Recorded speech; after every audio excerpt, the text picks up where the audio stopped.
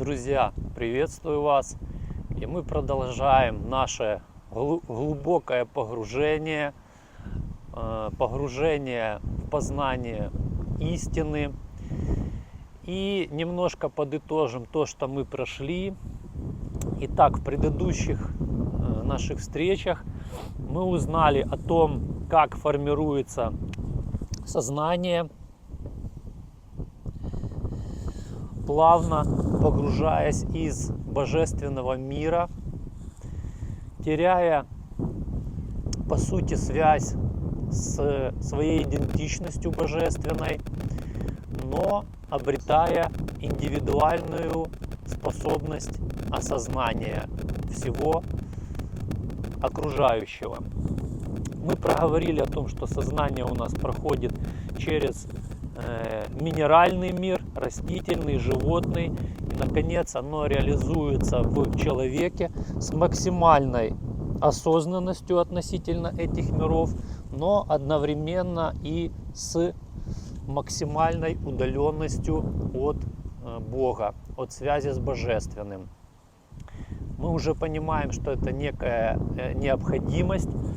И напоминаю о том, что все условные вот эти точки, вот эти пункты, которые мы проходили, формировали у нас определенные центры сознания, которые в восточных направлениях, восточных, скажем так, духовных знаниях, науках называются чакрами.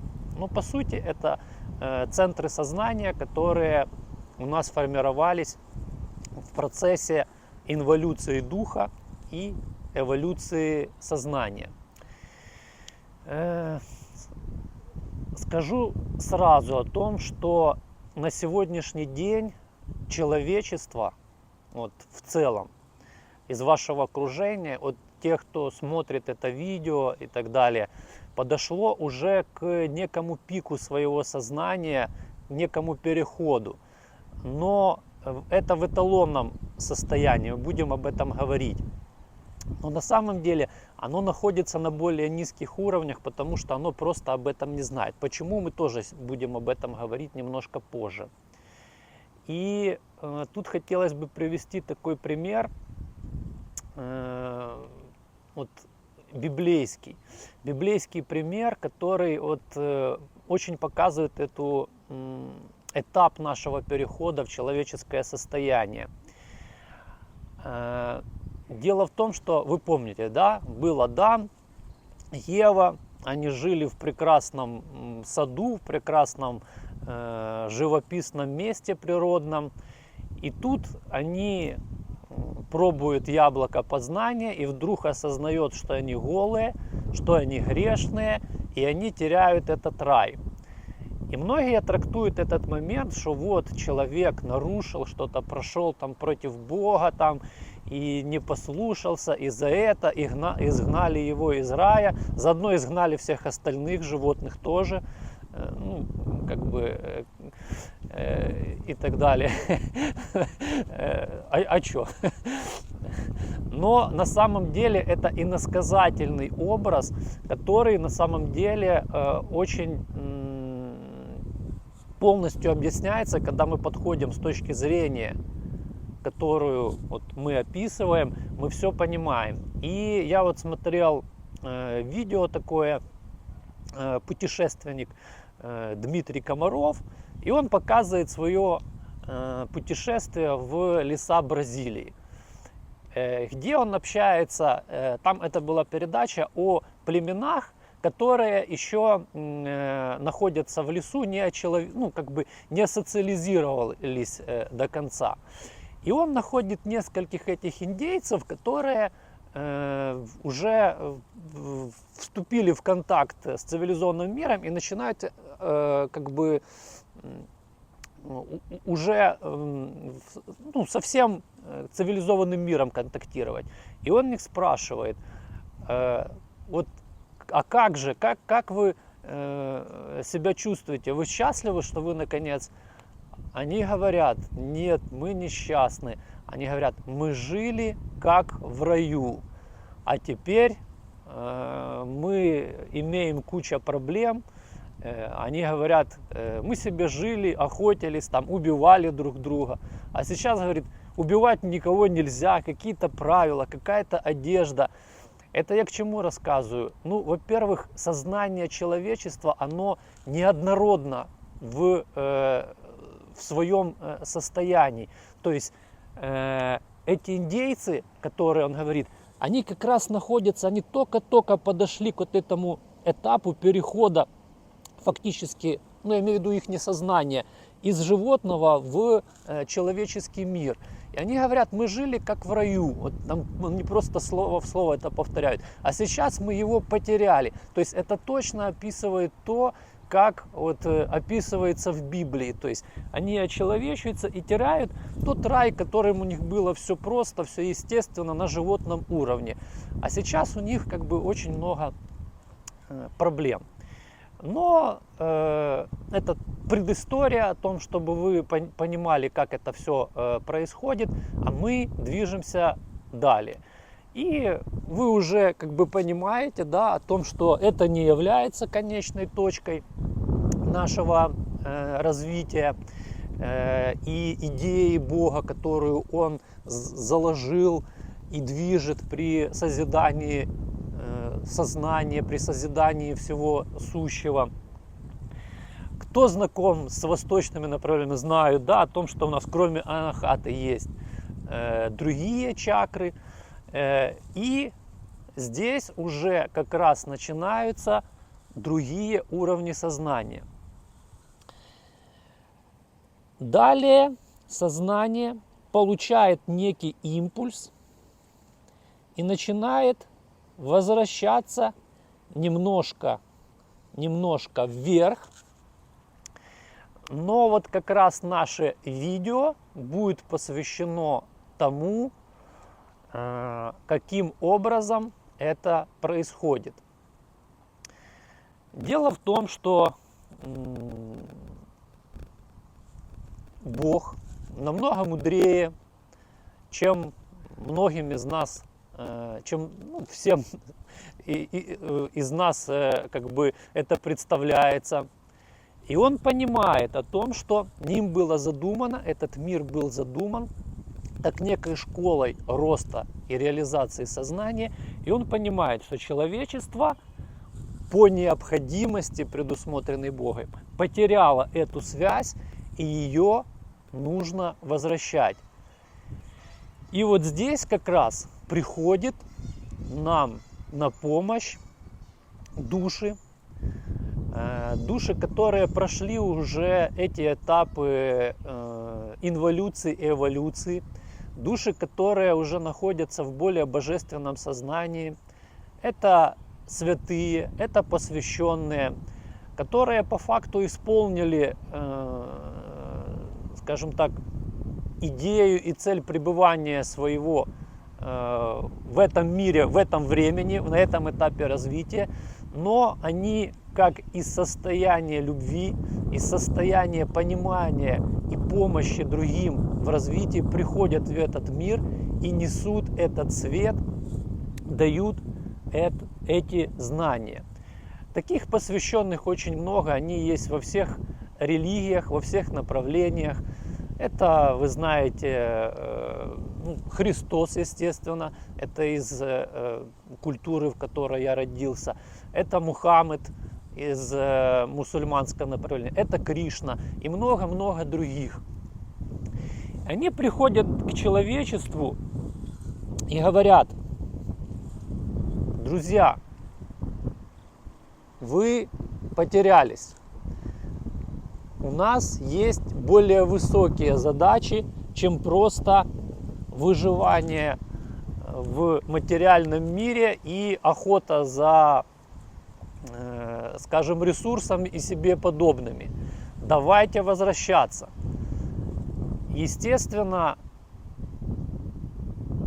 для закостенелого уже сознания, потенциально только помнящее свою связь с Богом, это становится проблемой. Но об этом мы поговорим немножко позже. Сейчас же мы поговорим о теме формирования религий. И вот приходят эти великие посвященные задают импульс этого света человечеству и дают знания, знания божественные.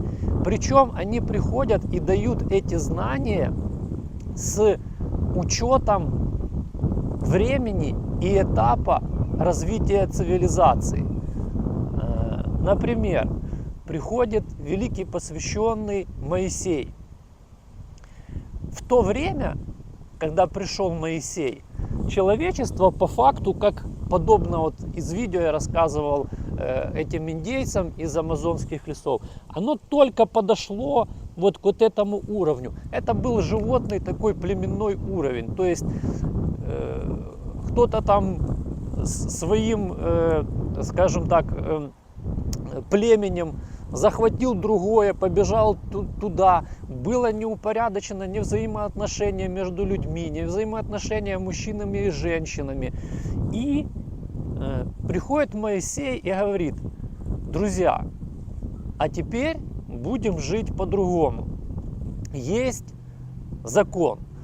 Значит, если раньше вы просто убивали друг друга, как хотели, кто кого хотел, того брал в жены, кто кого увидел где, давайте сейчас договоримся. Значит, вступаете в брак, значит, зуб за зуб, да, как в еврейском, иудейском учении, зуб за зуб, и другие дает правила, там, не убей, там, не кради, возлюби своего отца. Он задает некие базовые принципы.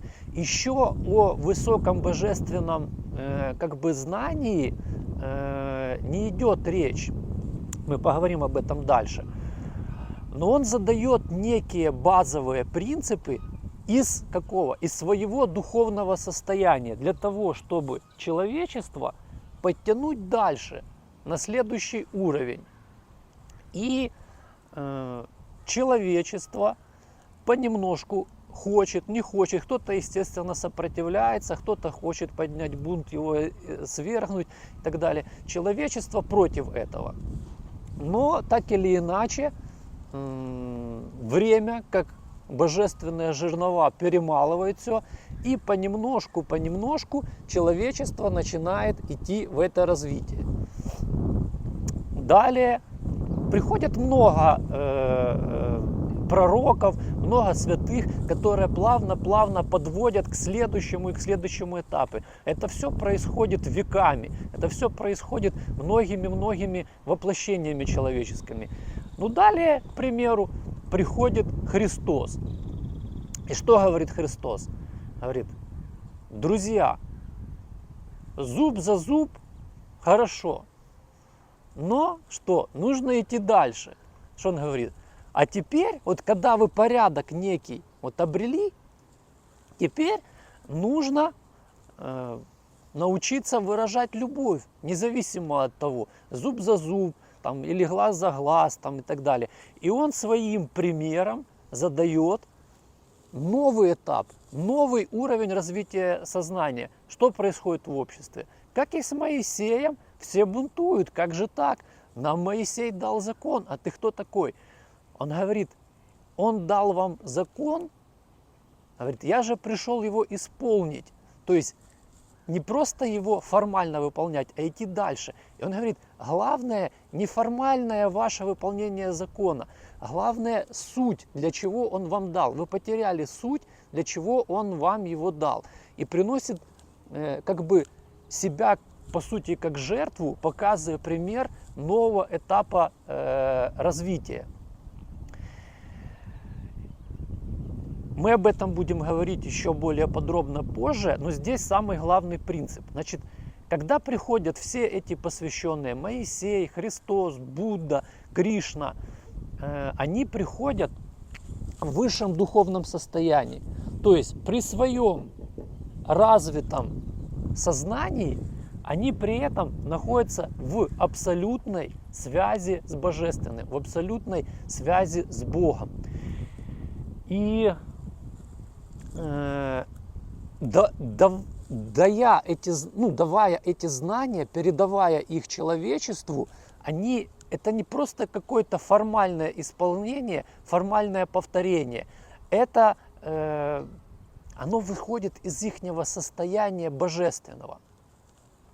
Вокруг них, вокруг этих посвященных формируются уже ученики, последователи, которые способны воспринять это знание, которые понимают суть, чему он учил, воспринимают это знание и передают дальше.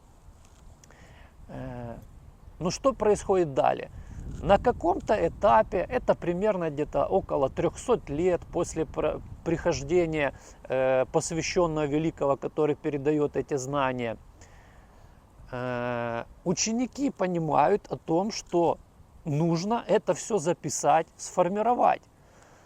Они начинают записывать трактаты, начинают записывать учения, тем самым для того, чтобы сохранить своим последователям, но одновременно из сути, которую они давали, это переходит в формальное просто повторение, формальное восприятие. То есть это приходит просто в знание. И то, что происходило 2000 лет назад, когда Христос пришел к книжникам и говорит: вы книжники, то есть вам Моисей дал знание, вы его читаете, вы его даже стараетесь соблюдать, хотя не все соблюдаете, но даже те, кто соблюдаете. Но дух у вас, связь с Богом, от этого не восстанавливается, потому что ваше восприятие, оно по форме. И что я вижу сейчас? Прошло 2000 лет. Вокруг много-много церковь, очень много. Приходишь в церковь, неважно какую, неважно какого направления религиозного и так далее. Сама суть в том, что приходишь, и то, что происходило 2000 лет назад, происходит и сейчас. Просто формальное повторение, формальное исполнение этих знаний. Все говорят: мы, там, у нас вот Евангелие, вот в Евангелии написано, мы его следуем. У нас там Библия, у нас там сутры какие-то, у нас еще там что-то. Но по факту это то же самое, что Христос говорил. Это и есть вот книжники и фарисеи. Я это говорю не для того, чтобы сейчас там вот сказать, что кто-то неправильно там и так далее. Я говорю это для того, чтобы люди поняли суть, ну, по крайней мере, тех, кто смотрит это, и поняли, что за этим учением без состояния духа оно по себе превращается в форму ограничения. Оно не дает роста. То есть, сколько ни бубани там эти мантры, сколько ни повторяй эти молитвы, без как бы состояния внутренней трансформации, это ничего не дает. Итак, истина, дух, истинный свет, пришедший от великих посвященных, через какое-то время превращается в Писание, формальные обряды, соблюдение и превращается в религии. Это относится ко всем абсолютно религиям. Да, в них можно найти, в этих писаниях, в этих учениях эту суть, раскопать и реализовать это духовное знание в своей персональной, скажем, уже не персональной, ну в персональной тоже, в своем индивидуальном опыте и преобразуя свою персональную природу. Но таких людей единицы. Чаще всего это просто формальное повторение. Тут нужно еще учесть такой момент, мы о нем в принципе проговорили, о том, что каждая религия, она приходила в свое время для каждого этапа развития народа. Некоторые религии имеют, скажем так, всеобщий характер для всего человечества. Некоторые религии, посвященные, приходили для того, чтобы дать эти знания конкретно для какой-то народности в определенный момент ихнего развития. Это тоже нужно понимать. Поэтому там есть некие такие, можно сказать, если воспринимать это опять-таки формально, можно найти эти несостыковки. Но если бы, например, Христос, Мухаммед Кришна, Будда, кто угодно из них встретился, и они имели бы общение, между ними не было бы никаких разногласий, потому что они слышат связь с Богом, выражают это знание, и, скажем так, в этом не может быть разногласий и непонимания. То ли дело, если встретятся их последователи, которые прочитали учение, поняли его на уровне ума, не на уровне духа, и вот тут вот уже начинается. То есть это из-за непонимания этого сути самого учения. Такие, например, религии, как вот Кришна дал, Веданта еще древняя, хотелось бы отдельно о них сказать. Это древние знания, которые, насколько я это понимаю, насколько я это прочувствовал, прожил, они в принципе были даны для предыдущего, скажем так, этапа, витка развития человеческой цивилизации. Были некие святые риши, ангерасы, которые пришли к высшему своему состоянию, высшему пониманию божественному, и они понимали, что происходит сейчас другой этап развития цивилизации человечества, и они передали эти знания в, скажем так, зашифрованной форме в Ведах, в этих стихах. Единицы людей на сегодняшний день, кто понял суть этого знания, которого было передано, и оно превратилось в такое уже, скажем так, душевное понимание. Очень глубоко понял это великий учитель Шри Ауробиндо, и он толкование этого понимания дал в своем труде «Тайна Веды». Там об этом можно услышать и найти для себя ответы, что действительно несет в себе Веда. А дальше то, что сегодня уже там накручено, налеплено, вот эти все танцы и песни, это уже опять-таки то, что мы говорили, это формальное понимание, как в принципе и в других религиях. На этом все. Это такое было видео, ну скажем так, для понимания того, что вообще происходит, для того, чтобы найти точку соприкосновения всех религий. Ну а дальше мы будем двигаться уже более детально. До встречи.